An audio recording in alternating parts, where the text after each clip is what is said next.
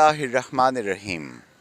ناظرین اکرام السلام علیکم۔ ڈیجیٹل میڈیا کے ذریعے آپ دیکھ رہے ہیں ایک شناسا چہرہ، ایک مسیحا، professor of medicine, professor doctor Amjad Mahmood Khan میرے ساتھ موجود ہیں، an authority in his field. Professor doctor Amjad Mahmood Khan صاحب، آپ میڈیکل کالج کے پرنسپل بھی رہے ہیں، آپ مختلف شعبوں کے سربراہ بھی رہے ہیں، اور آپ پروفیسر آف میڈیسن ہیں۔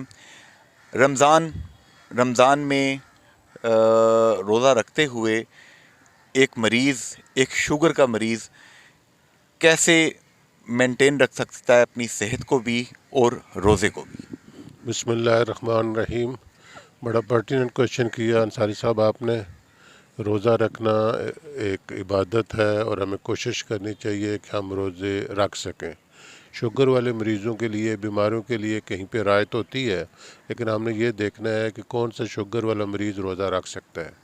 تو جن لوگوں کی شوگر کنٹرول ہے، جو مناسب دوائی لے رہے ہیں، مناسب سے مراد میری یہ ہے کہ اگر بہت زیادہ ٹیبلٹس نہیں ہیں، بہت زیادہ ہائی اماؤنٹ آف انسولین اگر وہ نہیں لے رہے، اس کے علاوہ ان کو کوئی اور دل کی تکلیف، بلڈ پریشر کی تکلیف، گردے کی تکلیف نہیں ہے، اور شوگر ان کی کنٹرول ہے، تو یہ والے ایسے گروپ آف پیپل ہے یا ایسے لوگ ہیں جو کہ بڑی آسانی کے ساتھ روزہ رکھ سکتے ہیں۔ باقی جو دوسری دو قسموں کے لوگ ہیں کہ جن کی شوگر ان کنٹرولڈ ہے، یا پھر وہ ایسے لوگ ہیں کہ جن کو دوائیاں، ایک ڈھیر ساری دوائیاں ان کو کھانا پڑ رہی ہیں، یا ایسے قسم کے لوگ ہیں کہ جن کو ہارٹ کا ایشو چل رہا ہے، کڈنی کا ایشو چل رہا ہے، تو وہ روزے رکھنا ان کے لیے مشکل ہوتا ہے۔ وہ اسپیشلی ڈاکٹر کے ساتھ کنسلٹ کر کے ساری دوائیوں کو 1 بائی 1 ڈاکٹر کے ساتھ ڈسکس کر کے پھر اگر کوئی گنجائش نکل سکتی ہے تو پھر انہیں روزہ رکھنا چاہیے۔ ایسے ہی انہی دوائیوں کے ساتھ بغیر ڈاکٹر کے مشورے کے انہیں روزہ رکھنا ان کے لیے مشکل ثابت ہو سکتا ہے۔ تو عام حالات میں اگر بندہ ایک شوگر والا مریض روزہ رکھتا ہے تو اس میں اس نے صرف یہی دیکھنا ہوتا ہے کہ اس کی شوگر اگر کنٹرولڈ ہے تو پھر ہم نے دوائیوں کو تھوڑا سا ان کی ٹائمنگ کو ایڈجسٹ کرنا ہے، اور بس۔ کچھ دوائیاں ایسی ہیں جن کی ٹائمنگ بھی ایڈجسٹ کرنے کی ضرورت نہیں ہوتی، اور اب بندہ آرام سے جس طرح نارمل لوگ روزہ رکھتے ہیں اس طرح وہ بھی روزہ رکھ سکتے ہیں۔ آج کل جو پاکستان میں آزاد کشمیر میں جو روزہ آ رہا ہے، تقریباً 13 گھنٹے اس کی ڈیوریشن ہوگی، تو 13 آورز جو ہیں یہ مینیجبل ہیں شوگر کے مریض کے لیے ایک معالج کے سجیشنز کی روشنی میں؟ جی، جن لوگوں کی کنٹرول شوگر ہے، کوماربیڈیٹیز نہیں ہے، تو ان کے لیے ویری مچ پاسبل کہ وہ روزہ رکھ سکیں۔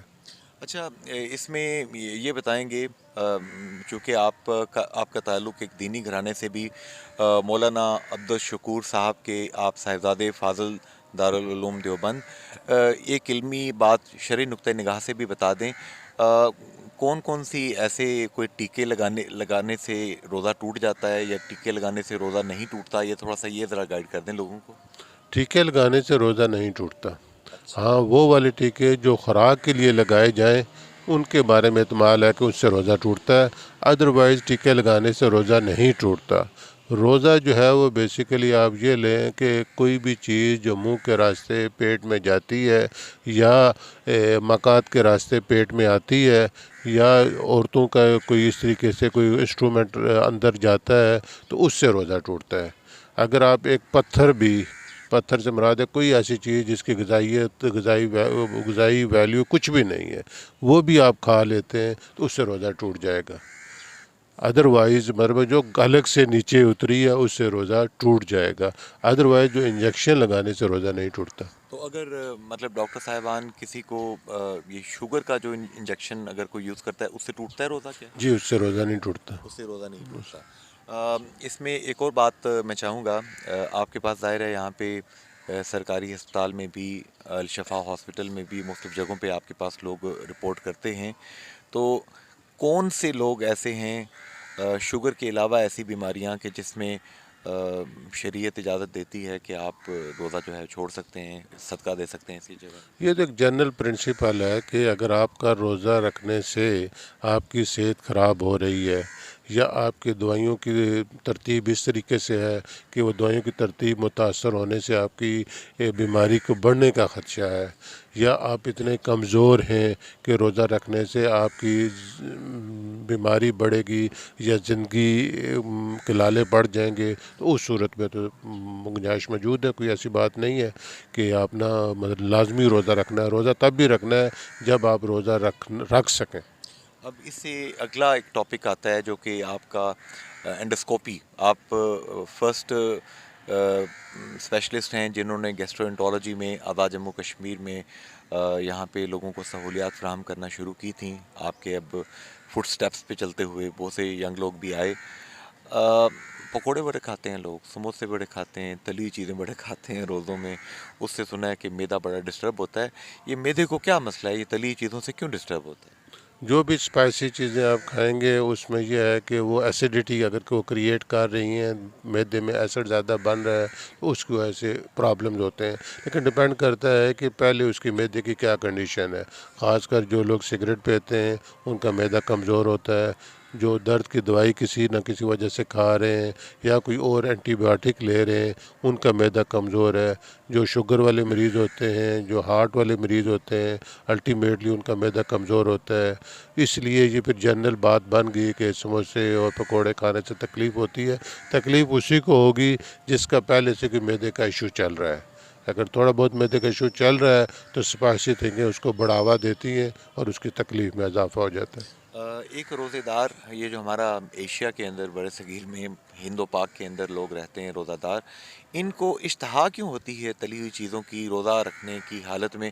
ہم دیکھتے ہیں پکوڑوں سموسوں کی اور تلی ہوئی چیزوں کی ریکارڈ سیلز ہوتی ہیں رمضان کے مہینے میں. یہ ٹریڈیشنز ہے نا کہ ہمارا جو ہے نا، ہمیں بچپن سے آپ یہ دیکھیں کہ آپ ایک بندہ جو 15-16 سال اگر پاکستان میں رہا ہے، برصغیر میں رہا ہے، پھر دنیا کے کسی کونے میں بھی چلا جائے تو اسے وہ مرچیں اور وہی چیزیں جو ہیں وہ انہی کو تلاش کر رہا ہوتا ہے. یہ ایک وقت کے ساتھ ساتھ آپ کا ایک سیکنڈ نیچر بن جاتی ہے کہ آپ کو وہی چیزیں اچھی لگتی ہیں. اور اس میں یہ نہیں ہے کہ یہ کوئی خاص ہے، بیسیکلی یہ ہے کہ یہ ہماری ایک ٹریڈیشن ہے، اور اس ٹریڈیشن جو ہماری خون میں گھسی ہوئی ہے، ہماری پکی عادتیں بنی ہوئی ہیں. ہم جہاں بھی جائیں گے انہی چیزوں کو تلاش کریں گے. وہ تمام احباب جو کہ پروفیسر ڈاکٹر امجد محمود خان صاحب کو دیکھ رہے ہیں، آپ کا ایک مقولہ ہے صحت زندگی ہے، تو ان کو آپ رمضان کے حوالے سے میں چاہوں گا میسج دیں. رمضان ایک بابرکت مہینہ ہے، ہمیں چاہیے کہ ہم اس کے آداب کا خیال رکھتے ہوئے روزہ رکھیں. اور بنیادی جو کنسیپٹ ہماری سمجھ میں یہ آیا ہے کہ کوئی بھی عبادت ہے وہ عبادت کرتے ہوئے اس طریقے سے عبادت کریں کہ آپ انسانیت کے لیے کوئی بہتری کا سبب بن سکیں. جی، پروفیسر ڈاکٹر امجد محمود خان صاحب کا رمضان کے موقع پہ یہ ایک چھوٹا سا مختصر سا پروگرام آپ کے سامنے ہم نے رکھا، یوٹیوب کے ذریعے، فیس بک کے ذریعے، ڈیجیٹل میڈیا کے ذریعے. جہاں جہاں تک پروفیسر ڈاکٹر امجد محمود خان صاحب کی یہ باتیں پہنچ رہی ہیں، ذہن میں اگر مزید کوئی سوالات پیدا ہو رہے ہیں تو آپ یہ سوالات کومنٹ باکس میں بھیج سکتے ہیں. رمضان مبارک ہو. کوشش کیجئے کہ اپنے ساتھ جو دیگر ڈیزرونگ لوگ ہیں معاشرے کے اندر، ان کا حق ادا کرنے کی، ان کی خدمت کرنے کی کوشش کریں. اس کا اثر آپ کی صحت پہ اور آپ کی زندگیوں پہ بھی آئے گا انشاءاللہ تعالی. سوالات ہوں بھیجیے، ہم پروفیسر ڈاکٹر امجد محمود خان صاحب کو دوبارہ زحمت دیں گے. فی امان اللہ، اللہ حافظ، گڈ بائے.